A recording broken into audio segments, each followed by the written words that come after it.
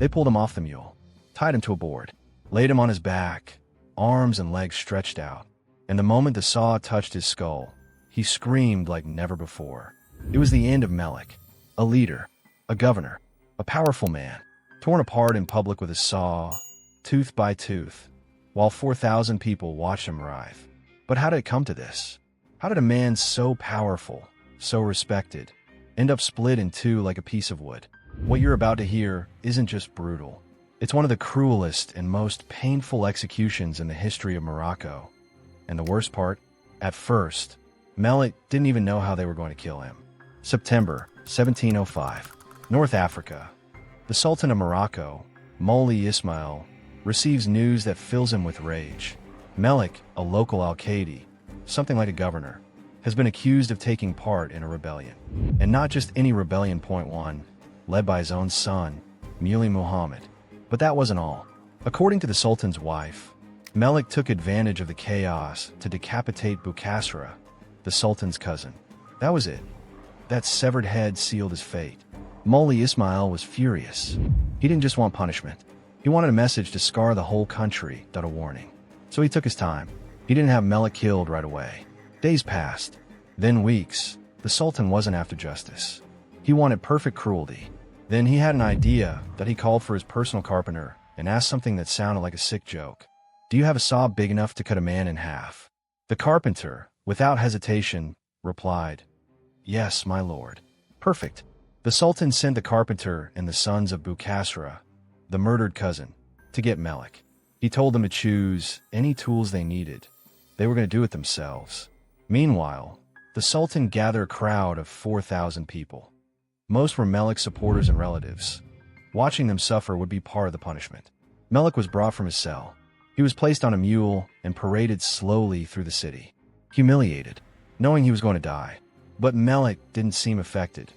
Witnesses said he looked calm, even smoked his tobacco pipe. He still had no idea what awaited him. When he reached the square, people were sobbing, scratching their faces, crying in pain. Many knew him, respected him. Some even supported what he did. But they could do nothing. There was the board. They tied him down, arms stretched out, legs apart. They laid him across a sawing bench like a log. And next to him, the saw. That was the moment Melic understood how he was going to die. As soon as the executioners brought the teeth of the saw to his head, he broke, that he screamed. He struggled. He begged. But something unexpected happened. The Sultan ordered the execution to stop. The saw was pulled away just before touching a single hair on his head. Mercy? No, not even close. The sons of Boukhasra, the cousin Melic had decapitated, had intervened. They said starting at the head was too quick. They wanted his pain to last, to be slow, agonizing.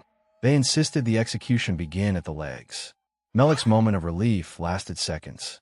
They flipped him over, hung him upside down, and this time placed the saw between his legs. That's when the real nightmare began. Two men, one on each side, began to pull the saw. Tooth by tooth, the blade entered his flesh.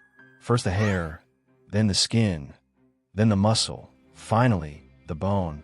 A dry, cracking noise, like we're being cut. But it wasn't what it was a man being split in half. Each pull tore deeper. Blood splattered. The screams were so loud people covered their ears and eyes. One eyewitness said, "Chunks of flesh flew with every pull of the saw. Blood soaked the ground. It was unbearable to watch. And it still wasn't over. When the saw reached his pelvis, Melic was still alive, screaming, crying, begging. And then, they left him there, hanging. He asked for a glass of water. They refused. And no, this wasn't the end. Because what came next was even worse. The torture didn't just continue. It started over. From the other side. And if you think this is already the cruelest story you've heard, wait for what comes next.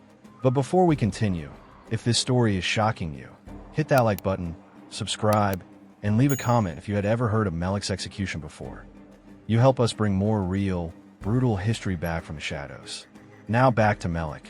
Because his death wasn't the end of the punishment, that it was just the beginning. When the executioners were ordered to pause, the saw had already torn through much of Melic's abdomen. Blood, intestines, tremors, screams. It was all there. But the Sultan wanted him alive longer, that he wanted every second to count. He ordered a break, not out of mercy, but to prolong the agony. Melic, hanging upside down, broken, nearly split, could barely speak, but he was still conscious, and he asked for something simple: water. No one gave it to him. Instead, they waited. Let him suffer. Let the bleeding weaken him, but not enough to die. And when they decided it was time, they placed the saw beneath his head. Yes, they were going to continue from the top. Meet the previous cut. Split Melic completely in two. They held his head and began again. The teeth of the saw grazed his forehead. Pass after pass, the blade dug deeper. This time, there were no pauses no screams. Because finally, Melic died. When the blade met the upward cut from before, his body fell apart. Left half, right half a man, split like firewood. But even then, it wasn't over. The show wasn't finished. The Sultan's message was clear. No one rebels against me, not even my own son. So the massacre continued. Around 300 more conspirators were impaled alive. At least 20 more felt the saw. Not all were split like Melic. Some had fingers, arms, legs amputated one after another. All of it was public. It wasn't hidden. It wasn't quiet. It was a display of power, a warning written in flesh. Melic's execution was so extreme, so graphic, so sadistic, even the witnesses couldn't believe what they saw. A writer from the time described it like this: saws don't cut like swords. They don't slice. They tear, tooth by tooth, slowly, ripping flesh, taking time, hurting. And that's exactly what they did to Melic. They tore him apart down to his soul. It wasn't just punishment. It was a brutal statement, a performance of terror designed to burn itself into everyone's memory. And it worked. More than 3 centuries later, we're still talking about it. Because it wasn't just a cruel execution. It was a declaration of war against disobedience.